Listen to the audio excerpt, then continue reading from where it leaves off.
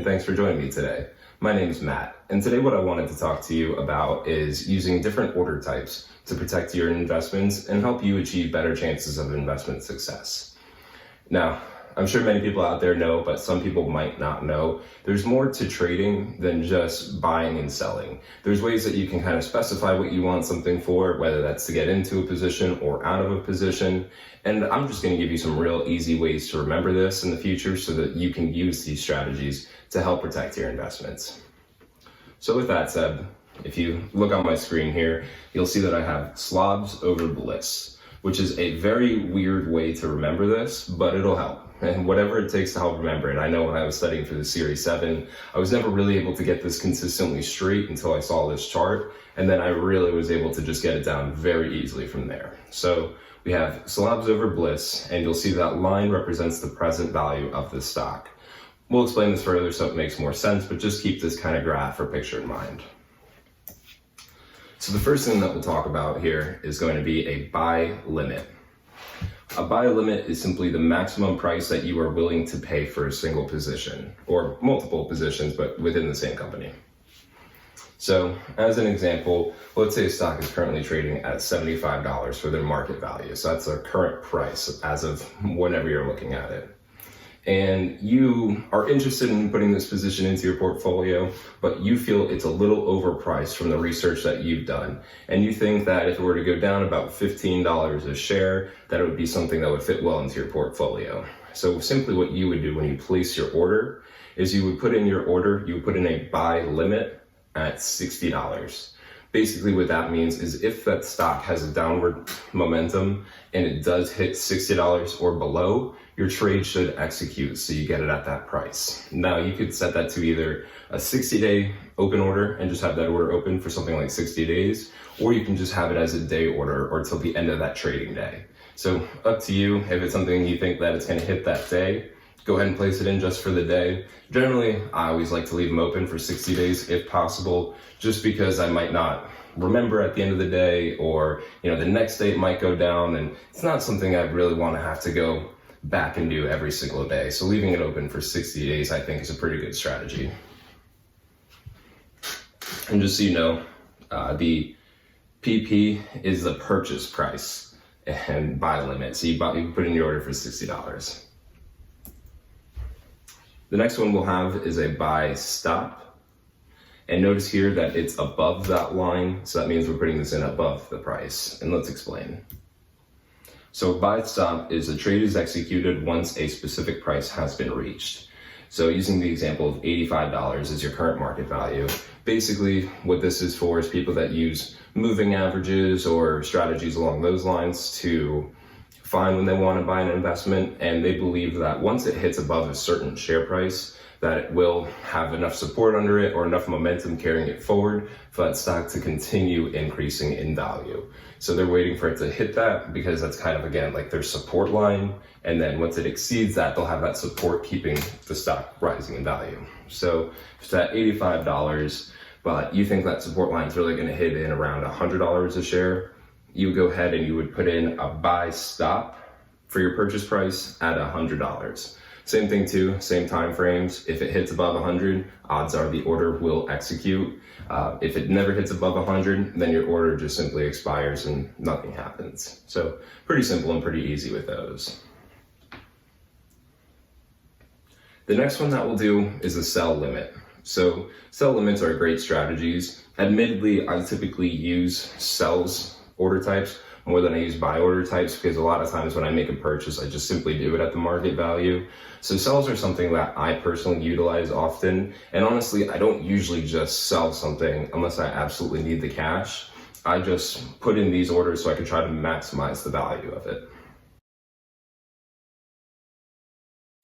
So for the sell limit, it's set at the minimum price that you would like to sell.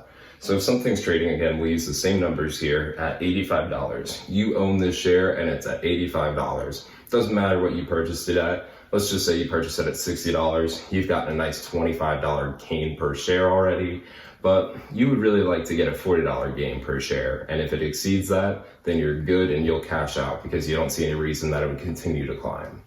So what you would do is you'll again, anticipating that $15 increase or thinking that $100 is where you want to cash out at, you would want to put in your sell price, or you would put in your sell limit at a sales price of $100 a share.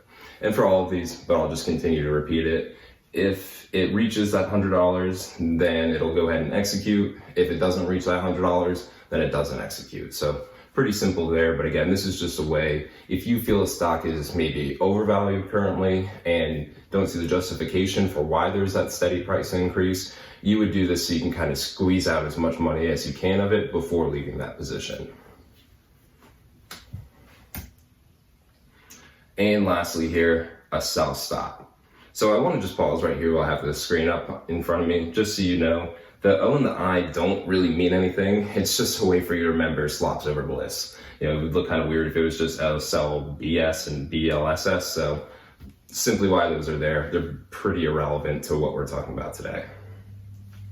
Now, a sell stop is something that I feel is a very great strategy and something more people should implement when they're using strategies to sell out of positions. A good example is if you saw the news yesterday, I guess that would be like April 2nd, 3rd, something along those lines.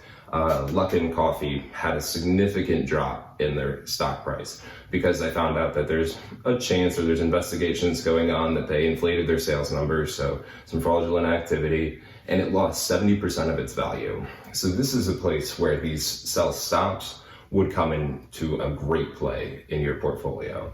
Reason being is because if, let's say as an example, your stock is trading at $100 market value, and the most you would be willing to, or the least I guess you'd want to be selling it at, would be $85 a share. So you would put in your sell price or your sell stop at $85 a share.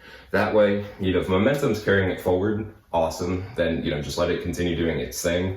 But if there's a scandal, you know, a random event, kind of like what we have going on right now that causes volatility in the market, this is a great way to protect your investments, especially if it's one that you feel is really volatile and you just don't see that it's supported at very low prices, or if it hits below a certain price that there might be something going on with the company. So these are ones that I feel you should always have open just to protect your investments, because nowadays when trading doesn't really cost anything for you to do, a lot of places have these free commission trading, then it just makes for a good way for you to protect your investments and make sure you don't own something that goes from $45 a share to $6 a share because of, you know, whatever reason, something out of your control. Because a lot of times too, when people buy shares, they could own, you know, 100 shares at $40 a share. If that drops to $6 a share, that is a crazy loss on their money.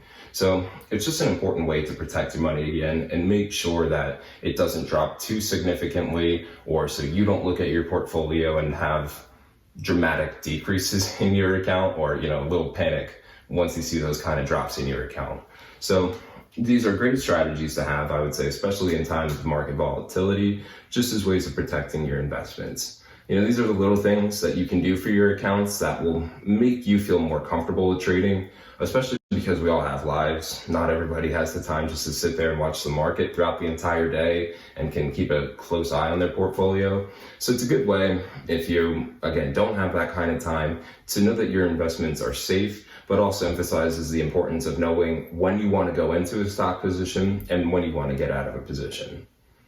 So I hope that you found this video helpful today. As always, please let me know what questions you have in the comment section down below. If you want to like this video, by all means go ahead and like it. And if you found this helpful and would like to subscribe, you can do that as well. Totally up to you though.